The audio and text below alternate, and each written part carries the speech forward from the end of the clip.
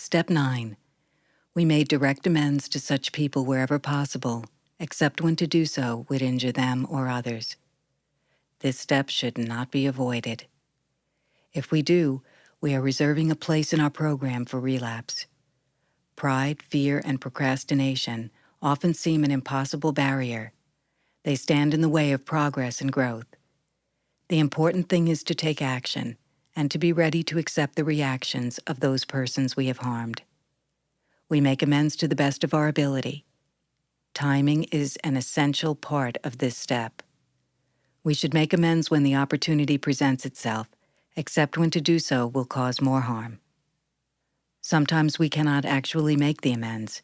It is neither possible nor practical. In some cases, amends may be beyond our means. We find that willingness can serve in the place of action where we are unable to contact the person that we have harmed. However, we should never fail to contact anyone because of embarrassment, fear, or procrastination. We want to be free of our guilt, but we don't wish to do so at the expense of anyone else. We might run the risk of involving a third person or some companion from our using days who does not wish to be exposed. We do not have the right or the need to endanger another person. It is often necessary to take guidance from others in these matters. We recommend turning our legal problems over to lawyers and our financial or medical problems to professionals. Part of learning how to live successfully is learning when we need help. In some old relationships, an unresolved conflict may still exist.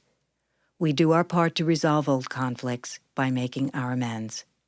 We want to step away from further antagonisms and ongoing resentments. In many instances, we can only go to the person and humbly ask for understanding of past wrongs. Sometimes this will be a joyous occasion when old friends or relatives prove willing to let go of their bitterness.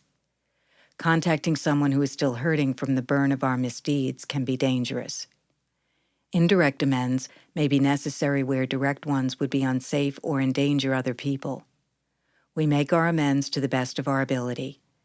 We try to remember that when we make amends, we are doing it for ourselves. Instead of feeling guilty and remorseful, we feel relieved about our past. We accept that it was our actions that caused our negative attitude. Step 9 helps us with our guilt and helps others with their anger. Sometimes the only amend we can make is to stay clean. We owe it to ourselves and to our loved ones. We are no longer making a mess in society as a result of our using. Sometimes the only way we can make amends is to contribute to society. Now we are helping ourselves and other addicts to recover. This is a tremendous amend to the whole community. In the process of our recovery, we are restored to sanity, and part of sanity is effectively relating to others. We less often view people as a threat to our security. Real security will replace the physical ache and mental confusion that we have experienced in the past. We approach those we have harmed with humility and patience. Many of our sincere well-wishers may be reluctant to accept our recovery as real. We must remember the pain that they have known. In time, many miracles will occur. Many of us who were separated from our families succeed in establishing relationships with them. Eventually, it becomes easier for them to accept the change in us. Clean time speaks for itself. Patience is an important part of our recovery.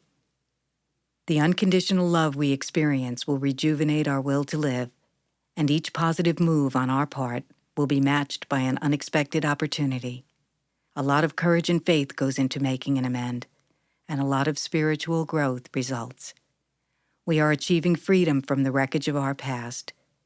We will want to keep our house in order by practicing a continuous personal inventory in Step 10.